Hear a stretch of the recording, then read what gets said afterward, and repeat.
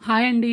మనము ఇంట్లో కిచెన్‌లో ఏంటంటే కుకింగ్‌కి సంబంధించిన డీప్ ఫ్రైస్ కానీ, లేదంటే పిండి వంటలు కానీ చేసుకున్నప్పుడు ఏంటంటే మనకి ఆయిల్‌లో అడుగు భాగాన ఈ విధంగా నల్లగా ఫార్మ్ అవుతూ ఉంటుంది.